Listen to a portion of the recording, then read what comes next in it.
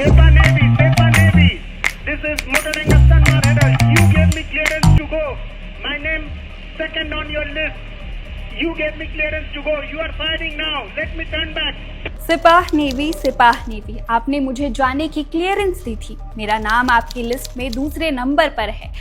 अब आप फायरिंग कर रहे हैं, मुझे वापस मुड़ने दें। ये शब्द किसी एक्शन फिल्म के नहीं है, ये चीख है उस कप्तान की जिसके सामने मौत खड़ी थी। ये कहानी है 18 अप्रैल 2026 की। जगह स्ट्रेट ऑफ होर्मुज, जिसे आज दुनिया का किलिंग जोन कहा जा रहा है। 31 सेकंड की एक ऑडियो रिकॉर्डिंग ने पूरी दुनिया के होश उड़ा दिए।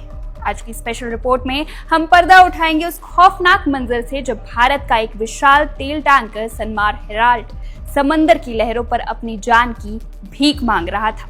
तारीख नोट कर लीजिए, 18 अप्रैल 2026। समंदर के बीचों बीच एक दैत्य जैसा जहाज बढ़ रहा था। नाम था सनमार हेराल्ड। ये कोई मामूली जहाज नहीं बल्कि एक VLCC यानी वेरी लार्ज क्रूड कैरियर था। इसके पेट में 20 लाख बैरल कच्चा तेल भरा था।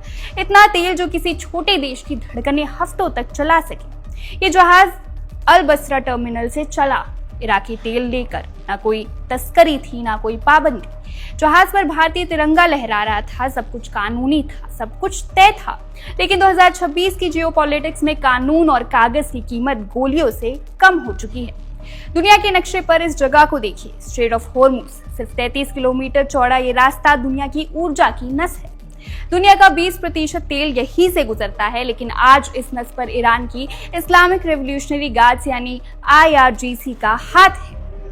तनाव चरम पर है। अमेरिका और ईरान के बीच तलवारें खिंची हुई है और इस जंग के बीच पिसे जा रहे हैं वो कमर्शियल जहाज जिनका इस लड़ाई से कोई लेना देना भी नहीं।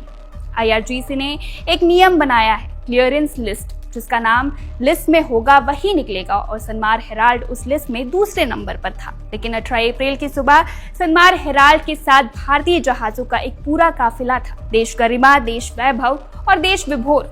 अरबों डॉलर का तेल एक साथ समंदर को चीरते हुए आगे बढ़ रहा था। कप्तान के पास कागज थे, परमिशन थी, लेकिन जैसे ही जहाज लारक द्वीप के पास पहुंचा, समंदर की शांति चीख में बदल गई। ईरानी नौसेना सिपाह नेवी ने अचानक फायरिंग शुरू कर दी। चेतावनी बिल्कुल नहीं, यह हमला सीधा था।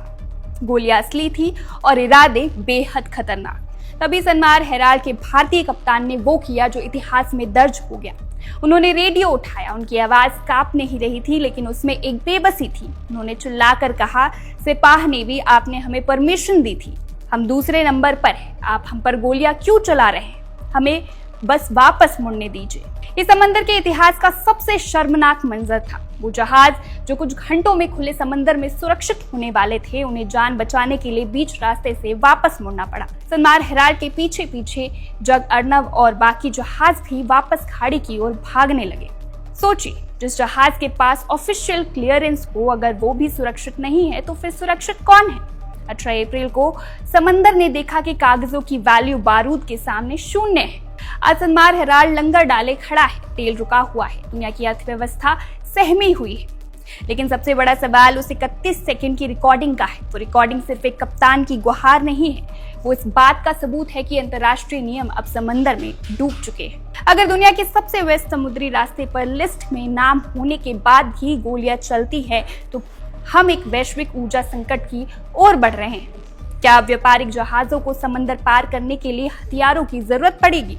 सनमार हेराल्ड तो वापस लौट आया, उसकी जान बच गई, लेकिन वो सवाल वही खड़ा है। कल जब कोई और जहाज उस 33 किलोमीटर के रास्ते में फंसेगा, तो क्या उसके पास वापस मुड़ने का मौका होगा, या फिर अगली बार रेडियो पर सिर्फ खामोशी सुनाई देगी? इंतजार कीजिए, क्योंकि समंदर की ये जंग अभी खत्म नहीं हुई है। अगली बार जब आप अपनी गाड़ी में पेट्रोल भरवाए, तो याद रखिएगा कि उस तेल की हर बूंद के पीछे सनमार हेराल्ड जैसे जहाजों की खौफनाक दास्तान। रहीम। तो दोस्तों, आपने ये देखा क्लिप और ये आपने वीडियो देखी होगी और कुछ समझ नहीं आ रही। मेरा पॉइंट ऑफ व्यू है कि ये दुनिया में कायम हो, अमन हो, सलामती हो, बस।